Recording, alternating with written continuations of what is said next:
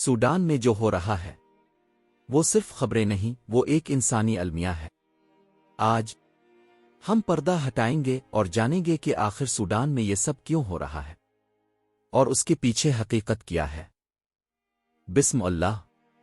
खामोशी है, मगर ऐसी खामोशी नहीं जिसमें सुकून हो, बल्कि वो खामोशी जो तूफान से पहले होती है।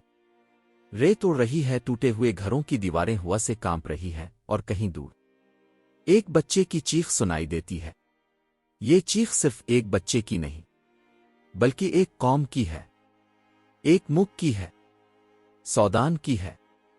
दुनिया की खबरें खेलों, फिल्मों, सियासी तज्जियों और सोशल मीडिया की बहसों से भर चुकी है।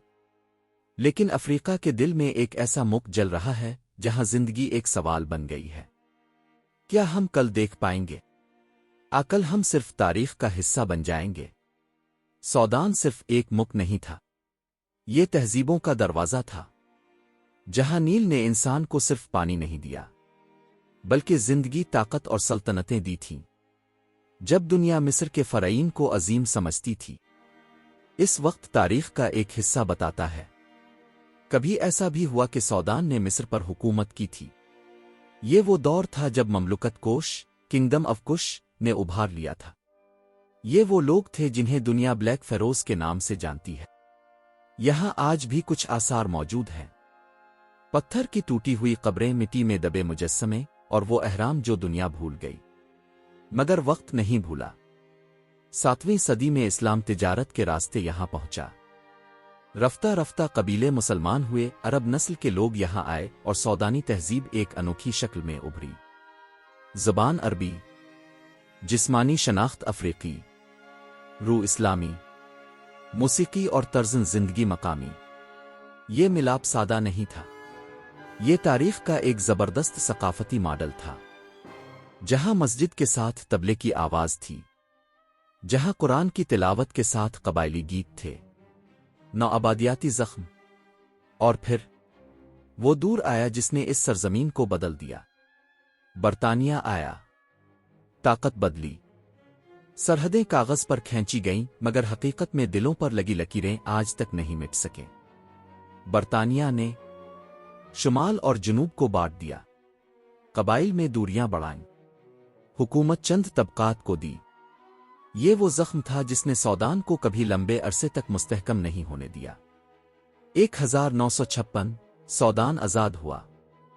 शहरों में जश्न था, लोगों ने खुशी से आसमान की तरफ देखा। उन्हें लगा कि अब जुल्म का दौर खत्म और तरक्की का दौर शुरू होगा, मगर हकीकत इसके बिल्कुल बरक्स थी। आज़ादी के बाद फौजी बगावतें, सियासतदानों की लड़ाइयाँ, मजहबी इख्तिलाफात, नस्ली तकसीम, बैरूनी मुदाखलत, हर चंद साल बाद हुकूमत बदलती रही, लेकिन अवाम की जिंदगी नहीं बदली। जनूबी सौदान का मसला, जनूबी इलाके के लोग खुद को अलग समझते थे। मजहब मुख्तलिफ, नस्ल मुख्तलिफ, सकाफत मुख्तलिफ, रवैये मुख्तलिफ। ये इख्तिलाफ सिर्फ ज़हनी नहीं, बल्कि ज़मीनी भी था, क्योंकि मुल्क की ज़्यादातर तेल की दौलत जनूब में थी, और जब किसी खित्ते के पास दौलत होती है तो सियासत, ताकत और जंग भी साथ आती है। 2011 में जनूबी सौदान अलग हो गया। दुनिया ने इसे अमन का हल समझा, मगर सौदान ने कुछ खोया नहीं, वो टूट गया। जंग का सफर दारफोर से खर्तूम तक, यहां से वो दूर शुरू होता है जो सौदान की तारीख का सबसे तारीक बाब है, दारफोर का अलमिया। 2003 में दारफोर में बगावत शुरू हुई। हुकूमत ने इसका जवाब फौजी ताकत से दिया। जलती हुई बस्तियों, भागते हुए खानदानों और बर्बाद होते इंसानों की तस्वीरें दुनिया ने टीवी पर देखी। दुनिया ने इस वक्त सौदान को एक सवाल से पहचाना, what is happening in Darphal. लेकिन सौदान के लोग सिर्फ एक सवाल पूछ रहे थे, हमारी जिंदगी हमारी नहीं क्यों? रैपिड सपोर्ट फोर्सेस, एक नया कातिल, एक नया किरदार। दारफोर की लड़ाई से ही वो गिरोह पैदा हुआ जिसे आज दुनिया रैपिड सपोर्ट फोर्सेस के नाम से जानती है। पहले मिलिशिया था, फिर नीम फौजी कुव्वत, और फिर آہستہ آہستہ ایک خود مختار طاقت بن گیا۔ یہ وہ لمحہ تھا جب سودان میں دو حکومتیں نہیں تھیں، دو فوجیں تھیں۔ 2023 وہ سال جب سودان جل اٹھا۔ اپریل 2023 دن تھا، مگر فضا میں اندھیرا تھا۔ فوج، سیف اور کے درمیان طاقت کی جنگ شروع ہوئی، اور اس جنگ نے ملک کو برباد کر دیا۔ بازار جل گئے، ہسپتال برباد ہو گئے، کھانا نایاب ہو گیا، انسان قیمت بن گیا، زندگی جرم بن گئی۔ خرطوم جو کبھی روشن تھا آج بھوتوں کا شہر ہے۔ انسانی بحران، وہ سچ جو دل توڑ دیتا ہے۔ آج سودان میں 1 کروڑ سے زیادہ لوگ بے گھر ہیں، لاکھوں لوگ بھوک کا شکار ہیں، بچے جنگ کی قیمت بن گئے ہیں، خواتین بچنے کی نہیں سہنے کی کوشش کر رہی ہے، اور دنیا خاموش ہے۔ سوال پھر حل کیا ہے؟ سودان کی جنگ صرف بندوقوں کی جنگ نہیں ہے، یہ جنگ طاقت، نسل، سیاست، وسائل، سرحدوں، تاریخ، سب کے درمیان۔ اور جب جنگ اتنی گہری ہو جائے تو امن بھی آسان نہیں رہتا۔ رات بہت تاریک ہے، مگر تاریخ بتاتی ہے کہ ہر رات کے بعد صبح آتی ہے۔ سودان ابھی زندہ ہے کیونکہ اس کی امید ابھی نہیں مری۔ ریت میں دوڑتے قدموں کی آواز سنائی دیتی ہے، کہیں دور دھماکے کی گرج، اور پھر ایک عورت کی چیخ، بچاؤ! مگر وہاں کوئی نہیں، صرف ریت، بارود، خون اور خاموشی۔ سودان میں آج جنگ صرف سرحدوں پر نہیں، یہ گھروں کے اندر اتر آئی ہے۔ یہ بچوں کے بستوں میں، ہسپتالوں کے بستر پر، ماں کی گود میں سانسیں توڑتی زندگی میں لکھی جا چکی ہے۔ جنگ کے 2 نام، سیف اور۔ اس جنگ کو سمجھنے کے لیے صرف ایک سوال کافی ہے، آخر کون کس کے خلاف لڑ رہا ہے؟ کیونکہ یہاں دشمن کوئی دوسری قوم نہیں، یہاں سودانی کے خلاف لڑ رہا ہے۔ سیف، سوڈنیز آرمڈ فورسز، یہ سودان کی سرکاری فوج ہے۔ ایک وقت تھا جب اسے ملک کا محافظ سمجھا جاتا تھا، مگر سیاست، کرپشن، بیرونی ہاتھوں اور طاقت کی ہوس نے اسے قوم کی ڈھال سے زیادہ اقتدار کی بھوکی قوت بنا دیا۔ ریپڈ سپورٹ فورسز، یہ وہ گروہ ہے جو دارفور کی خانہ جنگی سے پیدا ہوا۔ پہلے قبائلی ملیشیا، پھر نیم فوجی تنظیم، اور آج ایک مکمل طاقتور فوج کے پاس جدید ہتھیار ہیں، ڈرون ہیں، ٹریننگ ہے، اور بیرونی پشت پناہی۔ اصل مسئلہ کیا تھا؟ 2023 کے اوائل میں فیصلہ ہونا تھا کہ کو مکمل طور پر فوج یعنی سیف میں ضم کر دیا جائے، لیکن یہاں سوال صرف اوزم کا نہیں تھا، بلکہ سوال تھا کون کنٹرول کرے گا، کون حکم دے گا، کون طاقت کا مالک ہوگا؟ اور جب 2 لشکر طاقت پر متفق نہ ہوں، ملک میدان جنگ بن جاتا ہے۔ خرطوم، وہ شہر جو جنگ نہیں موت کا گودام بن گیا۔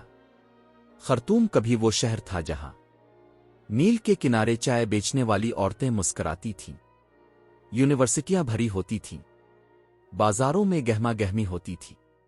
آج وہاں ٹینک کھڑے ہیں، سڑکیں راکھ ہیں، عمارتیں کھنڈر ہیں۔ ہزاروں لوگ جو کبھی اپنے گھروں میں محفوظ تھے، آج ریلوے اسٹیشنوں، بارڈر کراسنگ اور جنگلوں میں چھپے ہوئے ہیں۔ ایک بزرگ شخص نے کہا، میں اپنی زندگی میں 2 بار ملک کی آزادی دیکھی، مگر آج مجھے لگتا ہے کہ میں پھر غلام بن گیا ہوں، اس بار گولیوں اور بھوک کا غلام۔ بھوک، وہ ہتھیار جو گولی سے زیادہ خطرناک ہے۔ جنگ میں انسان گولی سے مرتا ہے، مگر کبھی کبھی موت گولی سے نہیں آتی، کبھی موت آتی ہے بند ہسپتالوں سے، ٹوٹے ہوئے امدادی ٹرکوں سے، بھوکے بچوں کے جسموں سے، خشک زمین اور بند پانی سے۔ آج سودان میں 1 کروڑ سے زیادہ لوگ بھوک کا شکار ہیں، 40 لاکھ بچے غذائی قلت سے متاثر ہیں، دوائیں نایاب ہیں، پانی جراثیم زدہ ہے، اور دنیا کے لیے یہ محض ایک اور افریقی بحران ہے۔ عورتیں، جنگ کی خاموش لاشیں۔ سودان کی خواتین آج جنگ نہیں لڑ رہے، بلکہ جنگ کا بوجھ اٹھا رہی ہیں۔ یہاں عورتیں گھروں کو بچانے کی کوشش کرتی ہے، بچوں کو گولیوں کے دوران سلاتی ہے، خاندان کو بھوک میں زندہ رکھنے کی کوشش کرتی ہے، لیکن کبھی کبھی وہ خود نہیں بچ پاتی، کیونکہ جنگ میں عورت صرف انسان نہیں بلکہ ہتھیار بن جاتی ہے۔ قانون، مدد پناہ نظام کچھ نہیں، صرف ظلم۔ اور سچ یہ ہے کہ ظلم کی کوئی خبر نہیں بنتی، صرف اعداد و شمار بنتے ہیں۔ بچے، مستقبل جو جل رہا ہے۔ سودان میں بچوں کا مستقبل نہیں، بچوں کا بچپن بھی نہیں۔ وہ اسکولوں کی گھنٹی نہیں سنتے، صرف گولیوں کی آواز۔ بستہ نہیں اٹھاتے، صرف اپنے چھوٹے بھائی یا بہن کو۔ گانا نہیں گاتے، صرف دعائیں کرتے ہیں، آ اللہ آج رات زندہ رہنے دینا۔ ایک 9 سالہ بچے نے ایک رپورٹر سے کہا، میں بڑا ہیکر کیا بنوں گا؟ ڈاکٹر، فوجی، قبر۔ دنیا خاموش تماشائی، دنیا تماشا دیکھ رہی ہے۔ طاقتور ممالک خاموش ہیں، میڈیا چند سیکنڈ کا کلپ چلا کر آگے بڑھ جاتا ہے۔ عالمی ادارے اپنی رپورٹس میں لفظ لکھتے ہیں، حل نہیں۔ اقوام متحدہ کے ایک افسر نے کہا، اگر یہ جنگ کسی اور خطے میں ہوتی تو آج تک ختم ہو چکی ہوتی، لیکن یہ افریقہ ہے، اور دنیا افریقہ کو کبھی زندہ نہیں دیکھنا چاہتی، صرف استعمال کرنا چاہتی ہے۔ سوال، کیا سودان ختم ہو رہا ہے؟ نہیں، سودان ختم نہیں ہو رہا۔ سودان زخمی ہے، خون میں ڈوبا ہے، اندھیرے میں ہے، لیکن سودان کی تاریخ بتاتی ہے یہ سرزمین 1000 بار گری ہے اور 1000 بار دوبارہ کھڑی ہوئی ہے، کیونکہ قومیں زمین سے نہیں، حوصلے سے بنتی ہے، اور سودان کا حوصلہ ابھی زندہ ہے۔ سوڈان، ایک ایسا ملک جس نے آزادی تو حاصل کر لی تھی مگر سکون کبھی نہ ملا۔ 1956 میں برطانیہ اور مصر کے قبضے سے آزادی ملی۔ دنیا نے سوچا کہ اب سوڈان ترقی کرے گا، مستحکم ہوگا، لیکن حقیقت بالکل مختلف تھی۔ آزادی کے فوراً بعد سوڈان نے ایک سوال کا سامنا کیا، ہم کون ہیں؟ کیا ہم عرب ہیں؟ کیا ہم افریقی ہیں؟ کیا ہم مسلمان ہیں؟ ہم قبائلی شناخت رکھتے ہیں؟ یہ سوال صرف نظریاتی نہیں تھا، یہ طاقت کا سوال تھا۔ سوڈان میں طاقت کی جنگ شروع ہوتی ہے۔ آزادی کے فوراً بعد فوج نے سیاست میں مداخلت شروع کر دی۔ جمہوریت چند سال رہی، پھر مارشل لا لگا دیا گیا۔ سوڈان کے فوجی حکمران سمجھتے تھے کہ صرف وہی ملک کو سنبھال سکتے ہیں، لیکن مسئلہ صرف اتنا نہیں تھا۔ اصل مسئلہ یہ تھا کہ سوڈان کے شمالی حصے میں عرب نسل کے لوگ تھے، اور جنوبی علاقے میں عیسائی افریقی قبائلی برادریاں رہتی تھیں۔ شمال طاقتور تھا، جنوب محروم، اور محرومی ہمیشہ بغاوت کو جنم دیتی ہے۔ پہلی خانہ جنگی 1955 1972۔ سوڈان کی پہلی خانہ جنگی آزادی سے پہلے ہی شروع ہو گئی تھی۔ 1955 میں جب جنوبی علاقوں نے اعلان کیا کہ ہم دوسرے درجے کے شہری نہیں بنیں گے۔ 17 سال، پورے 17 سال تک خون بہتا رہا، لاکھوں لوگ بے گھر ہوئے، ہزاروں مر گئے، اور دنیا خاموش رہی۔ 1972 میں امن معاہدہ ہوا، لوگوں کو امید ہوئی کہ شاید اب امن آئے گا، لیکن یہ امن زیادہ دیر نہ چل سکا۔ سوڈان میں اسلامی قانون کا نفاذ، نئی تقسیم۔ 1983 میں ایک اہم موڑ آیا۔ سوڈان کے اس وقت کے حکمران جفر نمیری نے ملک میں شریعت نافذ کرنے کا اعلان کر دیا۔ مسلمان شمال نے اسے خوشی سے قبول کیا، لیکن عیسائی قبائلی اور افریقی جنوب کے لیے یہ فیصلہ ان کی شناخت پر حملہ تھا۔ جہاں پہلے صرف سیاسی جنگ تھی، اب مذہب بھی میدان میں آ گیا، اور مذہب جب طاقت اور سیاست کے ساتھ ملتا ہے تو جنگ کبھی چھوٹی نہیں رہتی۔ دوسری خانہ جنگی 1983 2005۔ یہ جنگ پہلی سے بھی کہیں زیادہ تباہ کن تھی۔ 20 سال، پورے 20 سال تک سوڈان جلتا رہا، گاؤں اجڑتے گئے، خاندان تباہ ہوتے گئے، اور طاقت کے بھوکے حکمران بدلتے رہے، لیکن جنگ ختم نہ ہوئی۔ کہا جاتا ہے کہ اس جنگ میں 20 لاکھ سے زائد انسان مارے گئے اور دنیا صرف دیکھتی رہی۔ ایک نیا کردار، عمر حسن البشیر۔ 1989 میں فوج نے حکومت کا تختہ الٹ دیا اور یوں عمر حسن البشیر اقتدار میں آیا۔ شروع میں اس نے ملک کو متحد کرنے کا وعدہ کیا، لیکن آہستہ آہستہ اس کا اقتدار سخت ہوتا گیا، مخالفین کو گرفتار کیا گیا، سیاسی جماعتیں پابندیوں کا شکار ہوئیں اور ملک ایک آمرانہ نظام میں بدل گیا۔ عمر البشیر نے عرب دنیا سے تعلقات مضبوط کیے، لیکن اندرونی مسائل بڑھتے گئے۔ دارفور ایک اور زخم۔ 2003 میں سوڈان کے مغربی علاقے دارفور میں ایک اور بغاوت شروع ہوئی۔ مقامی قبائل نے حکومت پر الزام لگایا کہ ہمارے وسائل لوٹے گئے، ہمیں محروم رکھا گیا، ہمیں نظر انداز کیا گیا۔ بشیر حکومت نے اس کا جواب ایک خوفناک طریقے سے دیا۔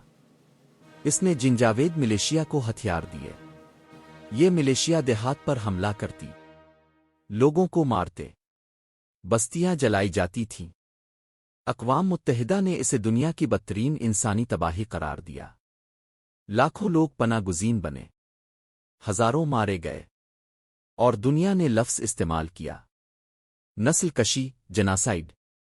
عمر البشیر پہ عالمی عدالت نے وارنٹ جاری کیا، لیکن وہ برسوں تک اقتدار میں رہا۔